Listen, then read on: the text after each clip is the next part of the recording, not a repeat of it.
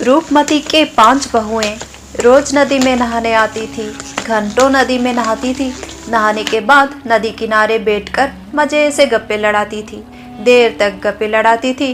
फिर वहाँ अमरूद तोड़कर खाती, बेरियां तोड़कर खाती और मजे से धीरे धीरे घर को जाती। तब तक उनकी सासू माँ उनके लिए खाना बना देती थी। ये तो रोज की बात हो गई थी। वैसे उनकी शादी को 6 महीने हो गए थे और चंदनपुर गांव में वो बहू बनकर आई थी रूपमती के घर। रूपमती एक बहुत ही अच्छे दिल की महिला थी, बहुत ही मेहनती थी। उसके 5 बेटे शहर में काम करने गए थे क्योंकि उनका घर और जमीन सब कुछ गिरवी पड़ा था साहूकार के पास। इस वजह से बेचारी रूपमती बहुत परेशान थी। पर उसकी 5 बहुएं जिनका नाम था मल्लिका, चांदिनी, मोहिनी, मालती और चीनिया, उन्हें तो कुछ भी चिंता नहीं था, कुछ फर्क नहीं पड़ता था उन्हें। रोज सुबह उठ जाती जल्दी और नदी में जाकर नहाने लगती। खुद को जल परियां समझती थी क्योंकि वो थी बहुत ज़्यादा सुंदर। रंग रूप बहुत सुंदर था उनका और बालों का तो क्या ही कहना, बहुत ही लंबे और घने। आसपास के गांव में भी उनके रूप का चर्चा होता था। बहुत घमंडी और नकचड़ी थी, ऊपर से आलसी भी। घर का एक काम नहीं करती थी, घर का सारा काम करती थी बेचारी रूपमती। दिन भर काम करती, पर बहुएं तो नदी में नहाती या फिर किनारे में बैठकर बातें करती या फिर गांव में घूम घूम कर गप्पे लड़ाती या फिर लाली लिपस्टिक में खोई रहती। यही उनका काम था। ओह, कितनी परेशानी हो रही है मुझे। कमर में दर्द है, घुटनों में दर्द है, पर यहाँ बैठकर काम कर रही हूँ। रसोई घर की हालत भी ठीक नहीं है, टूट गई है, मरम्मत भी नहीं हुई है। मेरे बेटे शहर में जाकर कितना काम कर रहे हैं, हर महीने पैसे भेजते हैं, उनका भी खर्च है। मेरा बेटा बोल रहा था कि वो सारा पैसा जमा कर रहा है। इतना सारा पैसा उधारी हो गया है। ये घर, ये जमीन सब कुछ गिरवी पड़ा है साहूकार के पास। पहले ऐसा नहीं था। जब से ये बहुएं आ गई तब से 6 महीने में इतना घर में खर्चा बढ़ा दिया कि जमीन जायदाद तक गिरवी रखना पड़ा। कभी जेवर, कभी साड़ियाँ, क्या ही बोलूँ। मेरे बेटे ने तो मूर्ख जैसा काम किया, पर उन्हें पछतावा हुआ। अब शहर जाकर मेहनत कर रहे हैं। मुझे बोले हैं कि सारे पैसे माँ हम जमा कर रहे हैं, गांव ज़्यादा पैसे नहीं भेजेंगे तो हमारी पत्नियाँ उन्हें खर्च कर देंगी। बस थोड़े से पैसे भेजते हैं, 6,000 7,000 घर खर्च के लिए। पर ये बहुएं वो पैसे भी मुझसे ले जाती हैं ज़बरदस्ती। हर बार लाली लिपस्टिक और पाउडर और साड़ियाँ, यही सब खरीदना है इनको। गहने खरीदने के लिए परेशान कर रहे हैं मुझे। कहाँ से पैसा आएगा? ऊपर से एक काम नहीं करती हैं, सारा काम मुझ पर है। रोज़ 200-300 रोटियां बनाती हूँ मैं। इन्हें खाना बहुत अच्छा लगता है, खाएं, कौन मना करता है, पर काम भी तो करें। इस उम्र में मैं कितना काम करूँ? उम्र हो गई है, घुटनों में, कमर में दर्द रहता है, पर काम करना पड़ रहा है। अब तो पैसे बहुत ही कम है घर में, कैसे घर का खर्च चलेगा? सोच सोच कर परेशान हो गई हूँ मैं। बेचारी रूपमती, ये तो रोज की बात थी। वो बहुत चिंतित रहती थी, पर उसकी बहुओं को तो कोई फर्क नहीं पड़ रहा था। आज वो नदी में नहा चुकी थी, अब नदी के किनारे बैठकर 5 गप्पे लड़ा रही थी, साथ में जामुन के मजे भी उठा रही थी। अरे वाह, मेरा तो पेट भर गया। क्या दीदी, पेट भर गया? मुझे तो भूख लग रही है। हाँ, इतने थोड़े से जामुन से क्या होगा भला? अब घर जाएंगे और मजे से खाएंगे। पर क्या मजे से खाएंगे चांदनी? पता नहीं बुढ़िया ने आज क्या बनाया होगा। क्या हो गया है इस बुढ़िया को? आजकल तो अच्छे से खाना ही नहीं बनाती है। 2-4 अच्छे से सुनाना पड़ेगा बुढ़िया को। पहले जब उनके बेटे यहाँ रहते थे गांव में तो कितने मजे से खाना बनाती थी, पर आजकल। हाँ दीदी, सच बोल रही हो। खास करके 1 महीना हो गया है, बुढ़िया बिल्कुल अच्छे से खाना नहीं बनाती है। कल पता नहीं कैसे रोटी बनाई थी। अरे 200-300 रोटी ही तो बनाने के लिए बोलते हैं हम, और 3-4 सब्जियां, नहीं तो हमें तो खाया ही नहीं जाता। अरे और नहीं तो क्या, इतना नहीं बना सकती है क्या? बड़ी आई। हाँ, जो भी बोलो चांदनी, मुझसे तो घर का एक काम नहीं किया जाता। मैं नहीं कर सकती, इतनी सुंदर हूँ मैं, ये सब काम करूँगी तो सुंदरता पे तो असर पड़ेगा ना। दीदी सच बोल रही हो, हमारी शादी तो किसी राजा महाराजा के खानदान में होनी चाहिए थी। हम कितने सुंदर हैं, पूरे गांव में हमारे रूप की सुंदरता की कितनी चर्चा होती है। पता नहीं हम क्यों ही इस घर में शादी करके आ गए। अरे सही बोल रही हो। देखो अब तो पैसे भी नहीं है इनके पास, कैसे हमारा खर्चा उठाएंगे। अच्छा चलो, भूख लग रही है, पता नहीं बुढ़िया ने क्या बनाया होगा। अब पांचों बहुएं मज़े से नहाने के बाद, गप्पे लड़ाने के बाद और बहुत सारा जामुन अमरूद ये सब खाने के बाद घर निकल पड़ते हैं। वहाँ जाकर खाना खाएंगे, क्योंकि घर में तो एक नौकरानी है, वो खाना बनाकर तैयार करके रखी होगी। अब 5 बहुएं पहुँच जाती हैं, खाना भी ठूस ठूस कर खा लेती हैं। पर अब क्या माँ जी, आजकल आप ये कैसा खाना बना रहे हैं? हमसे तो खाया ही नहीं जा रहा है, और मांस मच्छी तो आप लाना भूल ही गई हैं। आपको नहीं पता क्या, हमें मिठाई पसंद है, मांस मच्छी पसंद है। हाँ, इतने दिन हो गए, हम तो कल्लू हलवाई से जलेबी ही नहीं मंगाए हैं। क्या माँ जी, ये सब नहीं चलेगा? अच्छा खाना आप कब बनाएंगी? हम ये सब नहीं खाएंगे। अरे बेटी, तुम्हें तो पता है मेरे कमर में घुटनों में दर्द रहता है, ऐसी हालत में भी मैं इतना सारा काम करती हूँ। अरे अरे चुप भी कीजिए, आपका तो शुरू हो जाता है माँ जी, जब भी देखो तब भी आप दुखड़ा गाने लगती हैं। आस पड़ोस में भी सबको आपने बता दिया है कि हम घर में काम नहीं करते हैं। अरे बेटी, मैं क्यों बोलूँगी, आस पड़ोस में इंसान ही रहते हैं, उन्हें दिखाई नहीं देता है क्या? हाँ, मैं क्यों बोलूँगी बेटी, तुम लोगों को थोड़ा सा भी एहसास नहीं होता है? अगर मैं तुम लोगों की माँ होती तो मेरे साथ ऐसा करते क्या? घर का सारा काम मैं करती हूँ, तुम लोग ऐसे देखते हो पर कभी मदद के लिए हाथ नहीं बढ़ाती। रोज मुझे 200-300 रोटियां बनानी पड़ती है। अरे अरे अरे, तो क्या हो गया? तो क्या रोटियां हम बनाएंगे? हम यहाँ पर आटा गूंदने के लिए और रोटियां सेकने के लिए आई हैं क्या? क्या समझ रखा है आपने? एक तो आपने चालबाजी करके हमें इस घर की बहू बना दिया, अब हमें ये सब बोल रही हैं। हम क्या नौकरानी लगते हैं आपको? देखिए माँ जी, हमसे ये सब काम नहीं हो सकता। अगर आप अच्छे से खाना ना बनाएंगे तो कोई बात नहीं, हम कल्लू हलवाई के यहाँ से कुछ ना कुछ मंगा कर खा लेंगे। पर हाँ, इसके लिए तो पैसों की जरूरत होगी, और पैसे आपके पास है, दे दीजिए। अरे बेटी, कहाँ से पैसे दूँ? इस महीने तो मेरे बेटे ने 7,000 रुपये भेजे थे। इतना मेहनत करते हैं मेरे 5 बेटे, 7,000 रुपये घर खर्च के लिए भेजे थे, पर तुम लोगों ने जबरदस्ती मुझसे 5,000 रुपये मांग कर ले गए और उसे बेकार में खर्च कर दिया। 2,000 रुपये थे, अब महीने का आखिरी चल रहा है, कहाँ से पैसे आएंगे? बस 300 रुपये पड़े हैं मेरे पास। हाँ हाँ माँ जी, देखा कैसे पैसे आप खा जाती है। अरे बेटी, ये क्या बोल रही हो तुम? मेरे बेटों के पैसे मैं चुराऊं? घर खर्च में चुराती हूँ? क्या समझ रखा है तुमने? कितना मुश्किल से घर खर्च में चलाती हूँ। आंगन में सब्जी उगा के रखा है मैंने घर खर्च को नियंत्रण करने के लिए, पर तुम लोग तो उस पर भी हाथ नहीं बटाते हो और इतना बड़ा लांछन लगा रही हो अभी मुझ पर। माँ जी, ज्यादा प्रवचन देने की कोई जरूरत नहीं, हमें कुछ नहीं सुनना, हमने बोल दिया ना, हम काम नहीं कर सकते।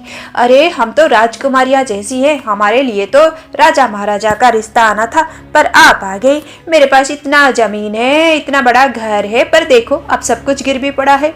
अरे बहू, तुम लोगों के लिए ही तो गिर भी पड़ा है। तुम लोगों की बेफिजूली खर्च के वजह से मेरे बेटे मूर्ख बन गए और सारा पैसा ऐसे लुटा दिया। अब देखो बेचारे जाकर शहर में काम कर रहे हैं।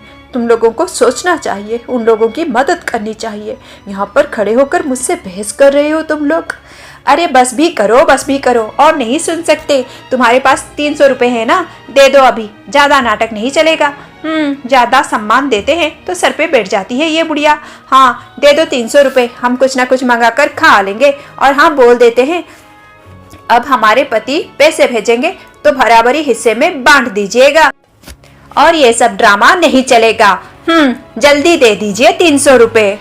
और इस तरह जबरदस्ती वो 5 बहुएं अपनी सासू माँ रूपमती से पैसे ले जाती हैं। वो तो बहुत ही अहंकारी और दुष्ट है। अपनी बहुओं का ये रूप देखकर रूपमती और भी ज्यादा दुखी हो जाती है। अब कुछ दिन बाद रूपमती के बेटे पैसे भेजते हैं 7,000 रुपये, और वो पैसे बहुएं ले जाती हैं, आपस में बांट लेती हैं। अब घर खर्च कैसे चलेगा? रूपमती के पास कुछ भी पैसे नहीं है, वो बहुत परेशान हो जाती है। ऐसे एक हफ्ता तो चल जाता है, फिर घर का राशन खत्म होने को आता है। रूपमती बहुत परेशान हो गई है। क्या करूं मैं? चावल खत्म हो गए हैं, आटा खत्म हो गया है, दाल भी नहीं है, सिर्फ सब्जी है आंगन में। उससे भला क्या होगा? आंगन की सब्जी थोड़े बेचकर पैसे थोड़े से आते हैं, पर उसमें भी क्या होगा समझ में नहीं आता। घर कैसे चलाऊं? ये बहुएं तो बिल्कुल भी नहीं सोच रही हैं। अब भी दिन भर घूमती रहती है, मजे से आकर बैठ जाती है, खाना मांगती है। सारा पैसा ऐसे बेफिजूली में खर्च कर दिया। अब क्या करूं मैं, क्या करूं? बेचारी रूपमती बहुत परेशान हो जाती है। घर में राशन भी खत्म हो गया है, वो क्या करेगी? वो बैठकर एक उपाय सोचती है। एक काम करती हूँ, आज मैं जमींदारनी के यहाँ जाऊंगी। जमींदारनी तो मेरे गांव की ही है, बहुत ही दयालु है, वो जरूर मेरी मदद करेगी। नाना, मैं ऐसे ही पैसे नहीं लूँगी, भीख नहीं चाहिए मुझे, मैं कुछ काम कर लूँगी।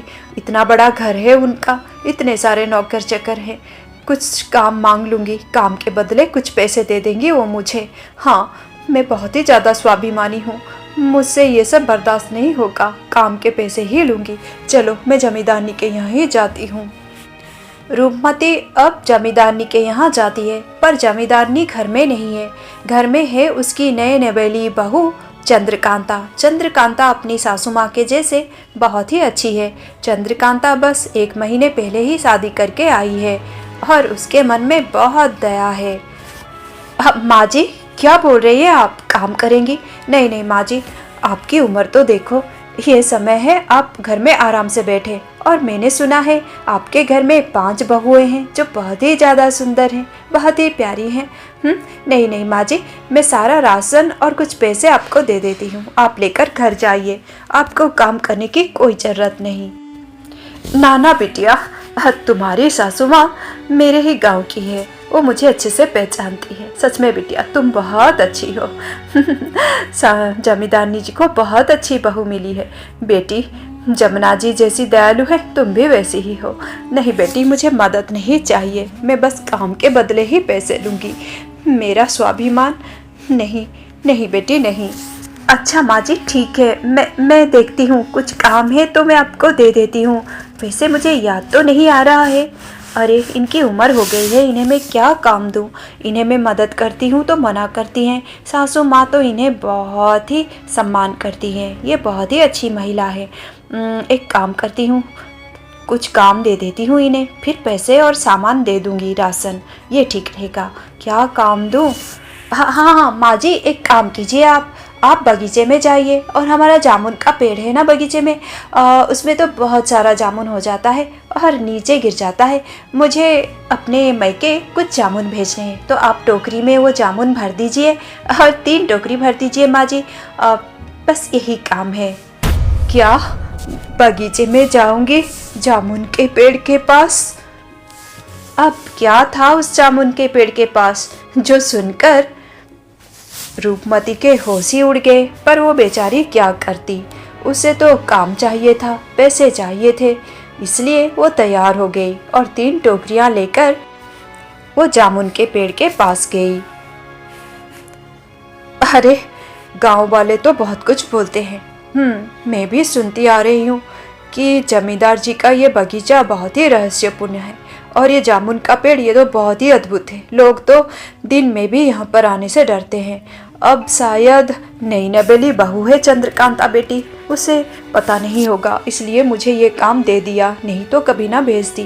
पर क्या करूँ, मजबूरी है, काम तो करना पड़ेगा। जो भी हो, मुझे कुछ डर नहीं लगता। वैसे बोला जाता है कि इस जामुन के पेड़ में कुछ है, कुछ भयंकर सा, भूतनी पिशाचिनी, पता नहीं क्या। जो भी हो, भगवान जी हैं, वही देख रहे हैं मुझे। फिर क्या था, फिर रूपमती वहाँ पर बैठ जाती है और नीचे पड़े हुए जामुन को उठाकर टोकरी में भरने लगती है। वो बहुत देर तक ये काम करती है। कुछ देर बाद 3 टोकरी भरती हो जाती है। अब वो टोकरी को उठाकर अपने सर पे रखने की कोशिश करती है, पर उठा ही नहीं पाती है क्योंकि टोकरी बहुत भारी हो गया है। ओ मोरी मैया, ये टोकरी तो मुझसे उठाया ही नहीं जाता, अब मैं कैसे लेकर जाऊंगी इसे? क्या करूं, क्या करूं? तभी अचानक से कुछ अद्भुत सा होने लगता है।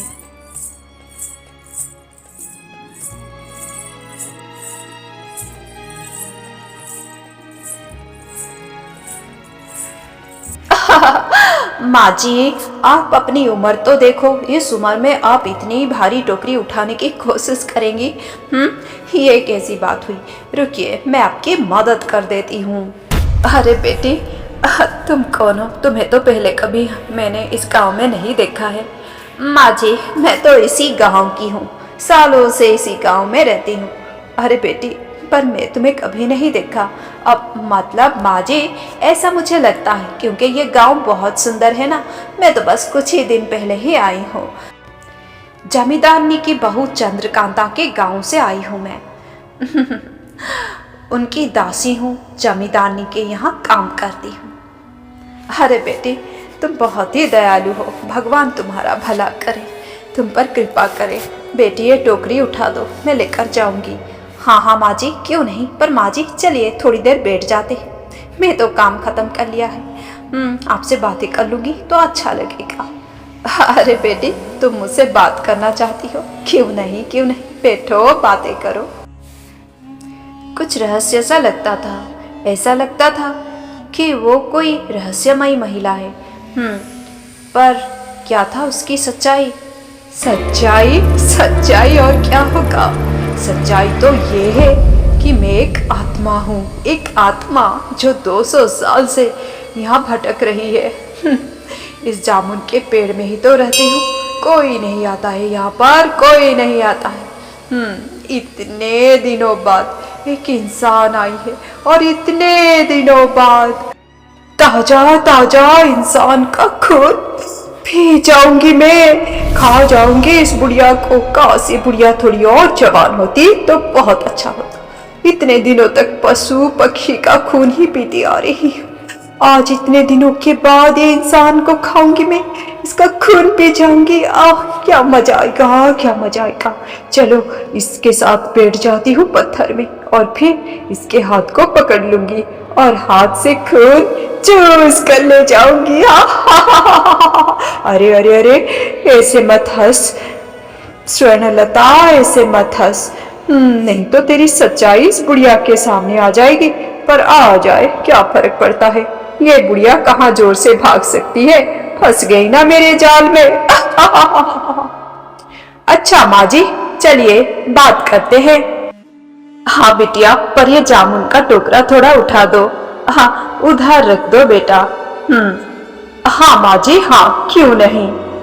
अब जब स्वर्णलता, वो पिशाचिनी, उस जामुन की टोकरी को उठाने की कोशिश करती है तो वो उसके हाथ से छूट जाता है और वो नियंत्रण खो देती है और जोर से जमीन पर धड़ाम से गिर जाती है। उसको बहुत जोर से चोट लगती है। पिशाचिनी को चोट, पिशाचिनी को दर्द कहाँ होता है, पर ये कहाँ समझेगी बेचारी रूपमती। रूपमती उसके सर को अपने गोद में रख देती है और बहुत ही प्यार से उसे सहलाती है, एक माँ के जैसे। एक माँ के जैसा वो उस पर ममता लुटा रही है, बहुत ही लाड प्यार से उसे पूछ रही है कहीं उसे कोई चोट तो नहीं लगी है। बहुत ही दुखी हो रही है।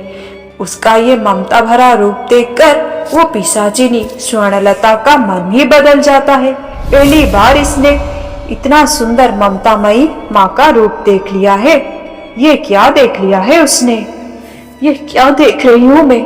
माँ का ऐसा रूप होता है, इतना प्यार, इतना दुलार। हाँ, ये मेरी माँ नहीं है, पर मुझसे कितना स्नेह कर रही है, माँ की ममता लुटा रही है। देखो तो कितना स्नेह से इन्होंने मुझे उठाया, सहलाया, मेरे सर को अपने गोदी में रखा। मेरी सौतेली माँ कितना परेशान करती थी मुझे 200 साल पहले। उसके वजह से ही तो मैं तांत्रिक विद्या सीख गई और महान तांत्रिक बन गई, सबको परेशान किया। उसी ने मेरे मन में कड़वाहट भर ली थी और लोगों के साथ कितना बुरा किया मैंने। अब देखो मेरे साथ क्या हो रहा है। 200 साल हो गया है, पर मेरे आत्मा को शांति नहीं मिल रही है। इस जामुन के पेड़ में ही भटक रही हूँ। पर आज इनके शब्द सुनकर, इनका आशीर्वाद पाकर, इनका ममता भरा स्पर्श पाकर मुझे मोक्ष मिल गया है। हाँ, आज मुझे मोक्ष मिल गया है। इनका मन कितना अच्छा है।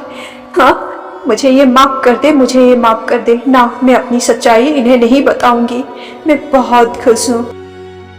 इस माँ ने सच्चे मन से मेरे लिए कृपा मांगी प्रभु से। बोला कि प्रभु तुम्हारा कृपा करे, और उस मुहूर्त ही मुझे मोक्ष मिल गया। मैं यहाँ से अब चली जाऊंगी, पर इनका कल्याण करके जाऊंगी। मैं समझ पा रही हूँ ये बहुत कष्ट में है, हाँ, पर अपना सच्चाई नहीं बताऊंगी। माँ जी, मैं जो बोल रही हूँ धीरे से सुनिए, मुझे जवाब ना दीजिएगा। ये लीजिए माँ जी। अचानक से हवा में एक सुंदर सा फूलदानी आ जाता है। वो पात्र देखकर चौंक जाती है रूपमती, ये क्या हो रहा है उसके साथ, पर वो कुछ भी नहीं बोलती है। माँ जी, ये लीजिए, अपने घर में जाइएगा और आपके बगीचे में तो बहुत सारे फूल हैं, कुछ फूल को तोड़कर इसमें रख दीजिएगा, फिर देखिएगा क्या होता है। हाँ, आप जाइए यहाँ से, ना कोई सवाल कीजिए ना ही कुछ बोलिए, आप बस जाइए, यहाँ दोबारा ना आइएगा। आपका शुक्रिया मोक्ष देने के लिए। और अचानक से गायब हो जाती है वो पिशाचिनी स्वर्णलता, उसे मोक्ष मिल जाती है। ये सब देखकर बहुत डर जाती है रूपमती। वो वहां से चुपचाप आ जाती है, वो पात्र लेकर घर आकर अपनी बहुओं से सारी बात बोलती है और वो कुछ फूल तोड़कर लाती है बगीचे से और उन फूलों को उस फूलदानी में रखती है। जब वो पात्र में फूल रखती है तो कुछ अद्भुत सा होने लगता है। कुछ ही क्षण बाद एक सुंदर सा धुआं आता है, एक सुंदर सी खुशबू महक जाती है पूरे घर में। और फिर क्या था, सारा फूल सोने में परिवर्तित हो जाता है। इतना सारा सोना, बहुत खुश हो जाती है रूपमती। ये देखकर तो उसके बहुएं बिल्कुल बावरी हो जाती हैं और फिर आपस में लड़ने लग जाती हैं कि वो लेंगी वो फूलदानी।